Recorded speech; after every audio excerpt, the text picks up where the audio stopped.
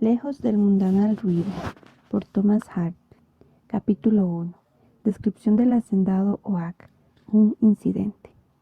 Cuando el hacendado Oak sonreía, las comisuras de los labios se le abrían hasta quedar a una insignificante distancia de las orejas. Los ojos se le chinaban y aparecían en torno a estos arrugas divergentes que se extendían por el rostro como unos rayos de un tosco boceto del sol naciente. Su nombre de pila era Gabriel, y en los días laborales era un joven de creencias sólidas, disposición favorable, indumentaria decorosa y en general de buen carácter. Los domingos sus ideas se tornaban difusas, se mostraba proclive a posponer las cosas y se encontraba incómodo con su paraguas y sus mejores ropas. En conjunto, se sentía llamado a ocupar moralmente ese vasto territorio intermedio de neutralidad, la Odisea, que se extiende entre los fieles de comunión y los bebedores. Es decir, que Gabriel iba a la iglesia, pero bostezaba con disimulo cuando la congregación recitaba el credo niceno y pensaba en lo que habría para cenar en lugar de escuchar el sermón. Sucedía que, según la opinión pública, cuando sus amigos y sus detractores se cogían un berrinche, Gabriel era más bien un mal hombre, mientras que cuando estaban de buenas era más bien un buen hombre, y cuando no sentía ni lo uno ni lo otro, era un hombre cuyo tinte moral podía considerarse una mezcla de sal y pimienta. Como quiera que vivía 6 meses más días laborales que domingos, la apariencia de Oak con sus propias ropas viejas resultaba de lo más peculiar, y la imagen mental que de él se formaban sus vecinos correspondía siempre a este modo de vestir. Llevaba un sombrero de fieltro de copa baja que se desplegaba en la base, ciñéndose firmemente a la cabeza para mayor seguridad en los días de viento, y un abrigo como el del Dr. Johnson. Enfundaba las piernas en pantalones y botas de cuero de extraordinario tamaño que ofrecían a cada pie un espacio habitáculo, construido de tal modo que quien lo calzase podía permanecer el día entero dentro de un río sin notar en absoluto la humedad, pues su fabricante era un hombre riguroso y empeñado en compensar cualquier defecto de corte con solidez y dimensiones generosas. Oak usaba, a modo de reloj de pulsera, lo que podría llamarse un pequeño reloj de plata, dicho de otro modo, que era un reloj de pulsera en cuanto a su forma y su función, y un pequeño reloj de consola en cuanto a su tamaño. El objeto en cuestión era varios años mayor que el abuelo de Oak y tenía la peculiaridad de adelantar en exceso o de no funcionar. La manecilla más pequeña se salía a veces del pivote, de tal suerte que si bien marcaba los minutos con precisión, nadie podía tener la certeza de la hora a la cual correspondían. Oak remediaba la tendencia de su reloj a pararse con golpes y sacudidas,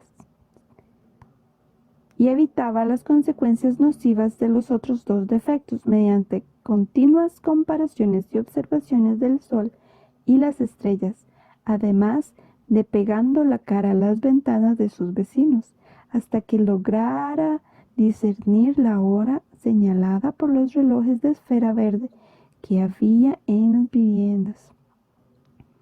Es preciso mencionar que el reloj de bolsillo de Oak no era de fácil acceso, en razón a su elevada posición en la cinturilla de los pantalones, situada a su vez a una altura excesiva por debajo del chaleco, y que para sacarlo se veía obligado a echar el cuerpo hacia un lado, apretar los labios y la cara hasta formar una masa informe de carne rubicunda, como consecuencia del esfuerzo, y tirar del reloj sujetándolo de la cadena, tal como se saca un cubo de un pozo.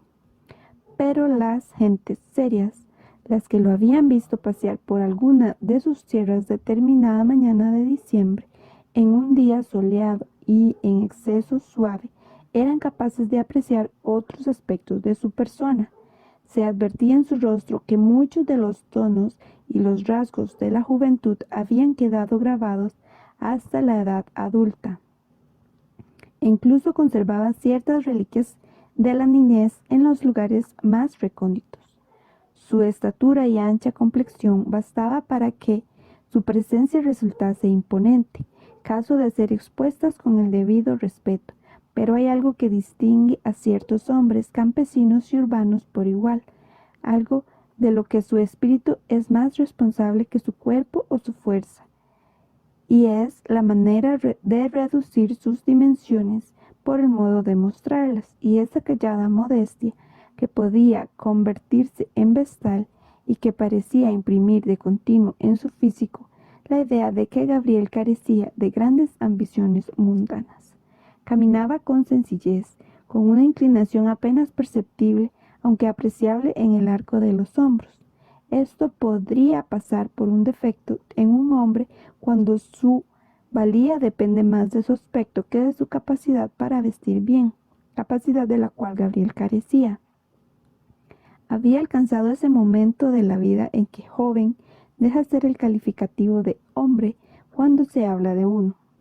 Se encontraba en la plenitud de su desarrollo masculino, pues su intelecto y sus emociones se hallaban claramente diferenciadas. Había pasado de la edad en la que la influencia de la juventud mezcla indiscriminadamente ambas cosas, produciendo un carácter impulsivo, pero aún no había alcanzado esa otra en la que vuelven a conciliarse para producir un carácter aprensivo por la influencia de la esposa y la familia. En resumidas cuentas, tenía 28 años y estaba soltero. El campo en el que se encontraba esa mañana ascendía hasta un risco llamado Northumberland Hill. Por un espolón de la colina discurría la carretera entre Emminster y Church Newton. Al mirar distraídamente por encima del seto, Ogg vio un carro que bajaba por la pendiente, pintado de amarillo y alegremente decorado, tirado por 2 caballos, y un carretero que caminaba junto al carro y sostenía un látigo en posición perpendicular. El carro iba cargado de macetas y enseres domésticos, y en lo alto iba sentada una joven mujer y atractiva. No llevaba Gabriel más de medio minuto contemplando esa imagen cuando el vehículo se detuvo justo delante de sus ojos. «La puerta trasera se ha caído, señorita», anunció el carretero. «Creo que la oí caer», respondió la muchacha con voz suave, aunque no especialmente baja. «Mientras subíamos por la colina oí un ruido que no pude identificar. Iré a buscarla». «De acuerdo». Los obedientes caballos permanecían completamente inmóviles y los pasos del carretero sonaban cada vez más débiles en la distancia. La muchacha no se movía del sitio, rodeada de mesas y sillas con las patas hacia arriba, recostada en un respaldo de roble, entre macetas de geranios, mirtos y cactus, además de un canario enjaulado, todo lo cual probablemente había ocupado las ventanas de la casa que acababa de abandonar. Había también un gato en una cesta de mimbre, que atisbaba con los ojos entornados por entre la tapa ligeramente abierta y observaba con interés los pajarillos que revoloteaban alrededor. La atractiva muchacha esperó con aire ausente y sin moverse, mientras el único sonido audible en la quietud del lugar eran los brincos del canario por los barrotes de su prisión. De pronto la muchacha bajó la vista con gran interés. No miraba al pájaro ni el gato, sino un paquete oblongo envuelto en papel. Volvió la cabeza para comprobar si el carretero estaba de vuelta. Aún no se le veía. Los ojos de la muchacha volvieron a deslizarse hacia el paquete, al parecer pensando en su contenido. Finalmente se lo puso en el regazo y desató el envoltorio del papel.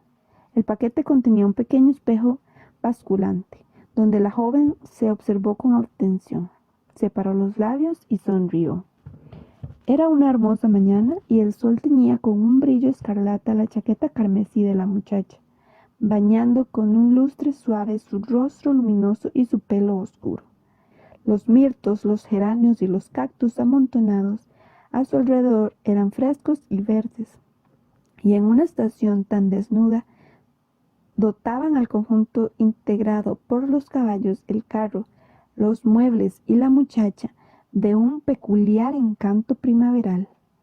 Nadie sabe qué era lo que le incitó a realizar tales aspavientos ante la visión de los gorriones, los mirlos y el invisible granjero, que eran los únicos espectadores, ni tampoco si la sonrisa empezó siendo artificial, con la intención de comprobar sus facultades en este arte, aunque ciertamente terminó siendo auténtica.